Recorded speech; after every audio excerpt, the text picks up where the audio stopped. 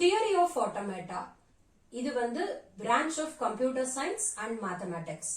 And இந்த theory of automata அப்படிங்கிறது என்னன்னா study of abstract machines. So abstract machines அப்படிங்கிறது இங்க வந்து ஒரு டிவைஸ் இல்லைன்னா வந்து ஒரு computational model or mathematical model எப்படி வேணா நம்ம இங்க யூஸ் பண்ணிக்கலாம். இந்த பர்டிகுலர் டேர்மை வந்து அப்டிராக்ட் மிஷின்ஸ் அப்படிங்கிறது நம்முடைய கம்ப்யூட்டேஷன் ப்ராப்ளம்ஸ் வந்து சால்வ் பண்றதுக்கு யூஸ் பண்ற அந்த பர்டிகுலர் மிஷின், அதுதான் வந்து அப்டிராக்ட் மிஷின்ஸ். ஓகே, இந்த பர்டிகுலர் மிஷின்ஸ் உடைய ஸ்டடி, அதை பத்தின ஸ்டடி தான் வந்து தியரி ஆஃப் ஆட்டோமேட்டா. இப்போ ஃபார் எக்ஸாம்பிள் சொல்லணும்னா நம்முடைய கால்குலேஷன்ஸ், மேத்தமெட்டிக்கல் கால்குலேஷன்ஸ் சால்வ் பண்றதுக்கு நம்ம கால்குலேட்டரை வந்து ஒரு டூல் யூஸ் பண்ணிப்போம் இல்லையா? அதுல சின்ன சின்ன கால்குலேஷன்ஸ் நம்ம சால்வ் பண்ணிக்கலாம். அதே மாதிரி ஒரு பெரிய மிஷின், ஒரு computation that is computation model or ஒரு மேத்தமேட்டிக்கல் மாடல், இதை வச்சு அந்த பர்டிகுலர் மிஷினை வச்சு நம்முடைய கம்ப்யூட்டேஷன் ப்ராப்ளம்ஸ் வந்து நம்ம சால்வ் பண்றதுதான், அதை பத்தி படிக்கிற அந்த பர்டிகுலர் கான்செப்ட் தான் தியரி ஆஃப் ஆட்டோமேட்டா. இங்க வந்து using these machines computation problems can be solved அப்படின்னு இருக்கு. இப்போ நம்ம வந்து ஒரு பர்டிகுலர் ப்ராப்ளத்தை வந்து கம்ப்யூட் பண்ணி அதை சால்வ் பண்ணணும் அப்படின்னா அதுக்கு நம்ம ஒரு மிஷினை வந்து டிசைன் பண்றோம். இதே மாதிரி ஒரு 10 ப்ராப்ளம்ஸ் சால்வ் பண்றதுக்கு 10 மிஷின்ஸ் டிசைன் பண்றதை விட நம்ம ஒரு காமன் அல்காரிதம் எழுதி அந்த அல்காரிதத்தை ஒரு மிஷின்ல இம்ப்ளிமெண்ட் பண்ணிட்டோம்னா அதே மாதிரி சிமிலரா வர எந்த ப்ராப்ளம்ஸா இருந்தாலும் அந்த மிஷினே ஈஸியா அதை வந்து ஹேண்டில் பண்ணி சால்வ் பண்ணி நமக்கு கொடுத்துரும். சோ அதை பத்தி ஸ்டடிஸ் தான் இங்க வந்து நம்ம ஸ்டடி ஆஃப் அப்டிராக்ட் மிஷின்ஸ் அப்படின்னு சொல்றோம். இந்த அப்டிராக்ட் மிஷின்ஸை யூஸ் பண்ணி computation problems can be solved, அதுதான் வந்து நம்ம இங்க பார்க்க போறோம். ஓகே, இப்ப இந்த அப்டிராக்ட் மிஷின்ஸ் அப்படிங்கிறது என்னன்னா இத வந்து நம்ம ஆட்டோமேட்டா அப்படின்னு சொல்லலாம். இந்த abstract machines called automata. Automata அப்படிங்கிறது தமிழ்ல வந்து தானியங்கி, ஆட்டோமேட்டா அப்படிங்கிறது ப்ளூரல், ஆட்டோமேட்டன் அப்படிங்கிறது singular.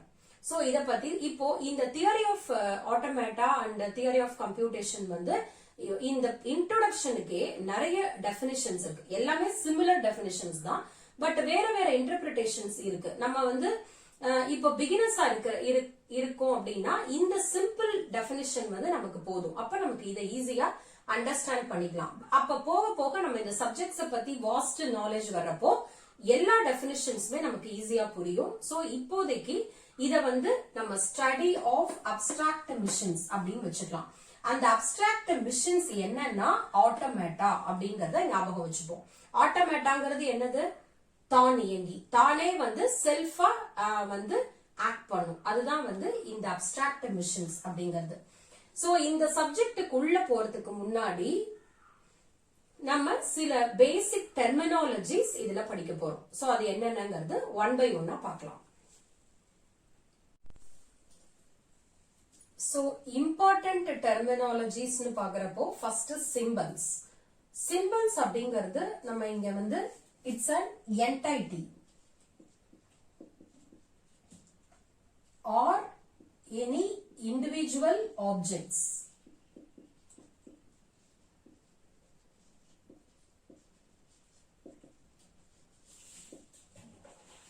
or any letter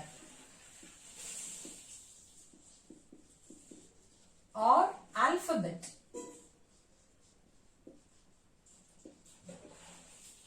or any picture.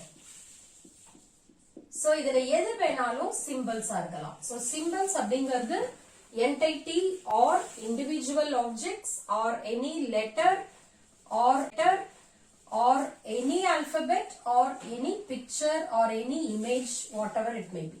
இப்போ எக்ஸாம்பிள் பார்த்தோம் அப்படின்னா ஃபார் எக்ஸாம்பிள் சிம்பிள்ஸ் அப்படிங்கிறது it may be 1, 2, 3 or something, and similarly any letter A, B, C up to Z, small lowercase, and capital A, B, so up to capital Z வரைக்கும் use பண்ணிக்கலாம். So any picture like some picture like this, so triangle or hash, whatever. So இந்த மாதிரி எதை use பண்றோமோ but it is individual, that object is an individual ஆப்ஜெக்டா இருக்கிறது தான் நம்ம சிம்பிள்ஸ் சொல்றோம். இங்க யூஸ் பண்ற எது வேணா இருக்கலாம், அது வந்து கேபிட்டல் ஏபிசியா இருக்கலாம், small ABC up to Z வரைக்கும் யூஸ் பண்ணிக்கலாம். தென் ஏதாவது ஸ்பெஷல் கேரக்டர்ஸ் யூஸ் பண்ணிக்கலாம், இமேஜஸ் யூஸ் பண்ணிக்கலாம், பிக்சர்ஸ் யூஸ் பண்ணிக்கலாம். சோ இது எதை யூஸ் பண்ணாலும் that must be individual one, individual object இருந்ததுன்னா that is called as symbols. so symbolsங்கிறது ஒண்ணும் கிடையாது, just ஒரு individual thing. அதை நம்ம எடுத்து யூஸ் பண்ணிட்டோம் அப்படின்னா அதுக்கு பேரு symbols அப்படின்னு பேரு. அடுத்தது வந்து என்னன்னா alphabets. second one is alphabets.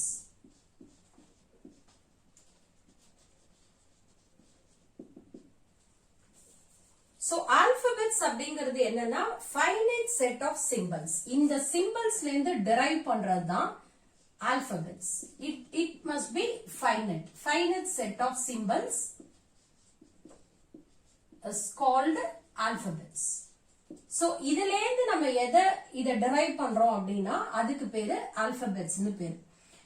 இந்த alphabets வந்து denote பண்றது எப்படின்னா by means of sigma use பண்ணி நம்ம denote பண்றோம். சோ இந்த alphabets அப்படிங்கிறது எப்படி இருக்கும் அப்படின்னா லைக் இதுல இருந்து you can take anything. for example நான் வந்து ஒரு sigma, that is ஒரு sigma 1 or whatever which is equal to one opening bracket a comma b and closing bracket. so it should be finite and it should not be empty-ஆவும் இருக்க கூடாது, finite-ஆ இருக்கணும். So இதுதான் வந்து alphabets ஓட condition. இந்த alphabets எங்க இருந்து எடுத்திருக்கோம் அப்படின்னா இங்க இருந்து நம்ம எடுத்திருக்கோம். சோ அப்ப இந்த alphabetக்கும் இந்த alphabetsக்கும் இங்க alphabetன்னு சொல்றோம், இங்க symbolsன்னு சொல்றோம்னா you cannot mix it. அதாவது இத பாக்குறப்போ இது தனியா symbolsன்ற கேட்டகரியில வரும். ஓகேவா? இது இண்டிவிஜுவல் சிம்பிள்ஸ் எப்படி வேணா இருக்கலாம், தட் இஸ் 1 2 3 ABC. இந்த ABC இங்க அல்பபெட் இல்ல, இங்க நம்ம அல்பபெட்ஸா எடுக்கிறப்போ இந்த சிம்பிள்ஸ் எல்லாத்தையும் ஒரு ஃபைனைட் செட்டா கலெக்ட் பண்ணி எடுக்கிறோம், that is called alphabets. And here it is represented by sigma. ஓகேவா? இந்த ஏபிசிங்கிறது இந்த இடத்துல சிம்பிள்ஸ், இண்டிவிஜுவல் சிம்பிள்ஸ். பட் இங்க எடுக்கிறப்போ இது set of collection of symbols. இதே வந்து இன்னொரு எக்ஸாம்பிள் பார்த்தா நமக்கு புரியும். Whereas sigma is equal to 1, 2, 3. It is another alphabet. Next, sigma is equal to hash, comma, maybe alpha, beta, like ஒரு triangle. So இதெல்லாம் வந்து another collection of special symbols. So இத collect பண்ணி நம்ம இங்க போட்டிருக்கோம். So this is another alphabet. Alphabet அப்படிங்கிறது it is not only the collection of letters, but in the symbols ல இருந்து எதை construct பண்ணினாலும் அதுக்கு பேரு alphabet. So here it is a comma b, that is sigma is equal to a comma b, it is an alphabet. Sigma is equal to 1 2 3, it is an alphabet. Sigma is equal to these special characters hash, alpha, beta, triangle. So இது எல்லாமே வந்து alphabets. But இத நம்ம வந்து sigma அப்படின்னு represent பண்ணுவோம். புரியுதா? So இப்ப இதுல இருந்து கலெக்ட் பண்றது, சிம்பிள்ஸ்ல இருந்து கலெக்ட் பண்றது தான் alphabets. Collection of finite set of symbols, that is called alphabets. இந்த ஆல்பபெட்ஸ்க்குள்ள என்ன வேணா இருக்கலாம், ஏபிசி மட்டும் தான் இருக்கணும் கிடையாது. 1 2 3 அந்த காம்பினேஷன்ஸ்லயும் இருக்கலாம், ஸ்பெஷல் கேரக்டர்ஸும் இருக்கலாம், கேபிட்டல் லெட்டர்ஸும் இருக்கலாம், ஸ்மால் லெட்டர்ஸும் இருக்கலாம். Everything is there. Suppose here I can write sigma is equal to 0, 1. So it is binary collection. It is finite set of symbols, that is binary set of symbols. So inga 0 1 மாத்திரம் இருக்குறதுனால இது binary collection of alphabets அப்படினு கூட சொல்லலாம். So இது வந்து symbols, இது alphabets. இதிலேந்து இத derive பண்றோம். It is called alphabets represented by sigma. So next concept, string. So string அப்படிங்கிறது it is finite collection of symbols from the alphabet. So இத வந்து எப்படி வந்து சிம்பிள்ஸ்ல இருந்து நம்ம ஆல்பபெட்ஸ வந்து கன்ஸ்ட்ரக்ட் பண்றோமோ அதே மாதிரி ஆல்பபெட்ஸ்ல இருந்து ஸ்ட்ரிங்ஸ வந்து நம்ம டிரைவ் பண்ணலாம். சோ இது வந்து என்னதுன்னா ஃபைனைட் கலெக்ஷன் ஆஃப் சிம்பிள்ஸ். இதுவும் சிம்பிள் தான். பட் இந்த சிம்பிள்ஸ நம்ம எங்க இருந்து எடுப்போம்னா ஆல்ரெடி நமக்கு ஆல்பபெட்ஸ்னா என்னன்னு தெரியும். சோ அந்த மாதிரி the given alphabetsல இருந்து நம்ம கலெக்ட் பண்றது தான் வந்து strings. It is also finite collection of symbols. So இத வந்து நம்ம word ன்னு சொல்லலாம். இத வந்து W அப்படினா நம்ம இதுக்கு வந்து denote பண்ணலாம்.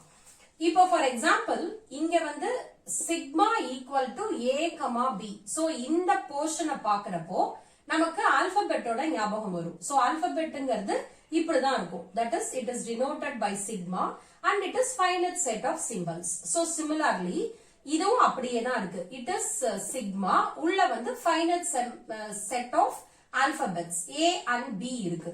அப்ப இத பார்த்த உடனே நம்ம என்ன தெரிஞ்சுக்கலாம்? இது வந்து ஒரு ஆல்பபெட்.